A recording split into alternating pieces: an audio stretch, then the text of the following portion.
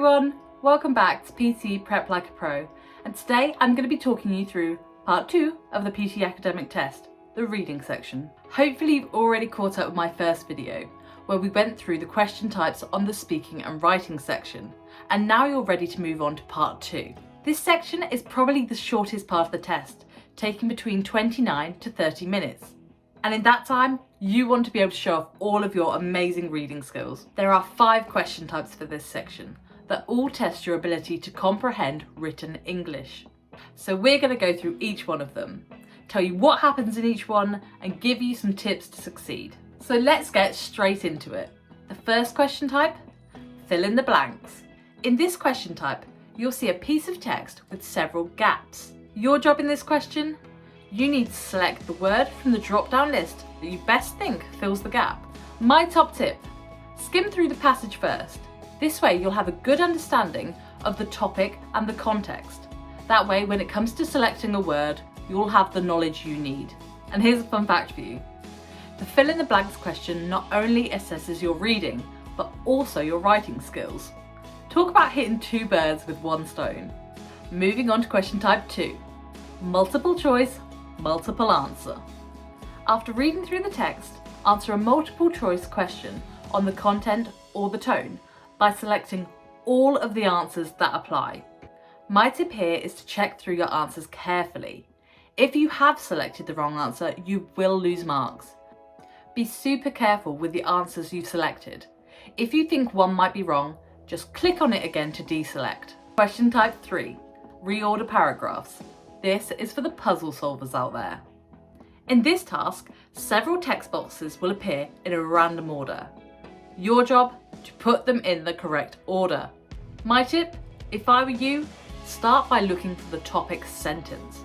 This is a sentence which is standalone. This means that it doesn't start with a linking word or a pronoun, and it doesn't seem to refer to other sentences. This one can help you to set the scene.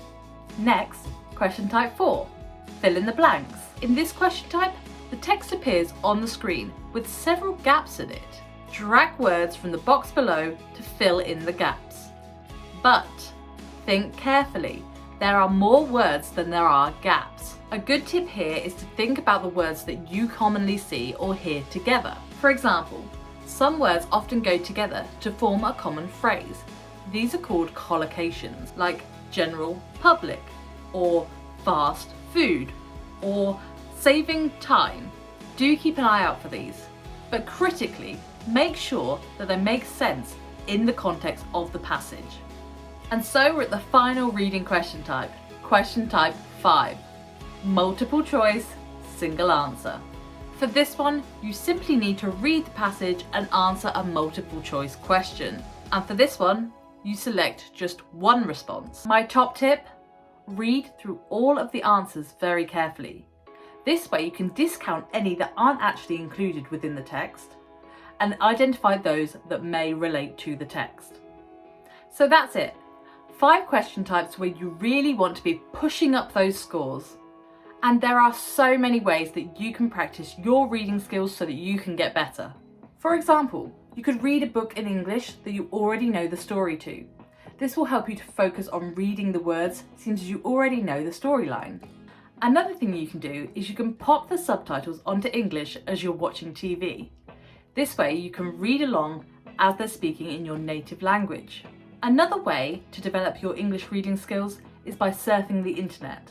News articles, blogs, there are so many different things that you can read online. It really helps to look at different genres and types of media so that you can understand tone and context when you're reading.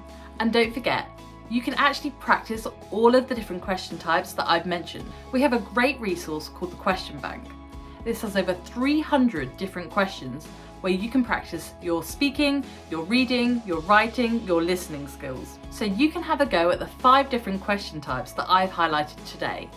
Another great way to practice is to take a scored practice test and see how you score. It's a really useful way to highlight the areas that you need to work on before the big test day. And it's pretty much the same as the real test. So you're going to be knowing exactly what to expect. So I hope that covers it. We've run through the 5 question types for reading in the PTE Academic test. Check out my other videos and subscribe to help you prepare for the PTE test. See you next time.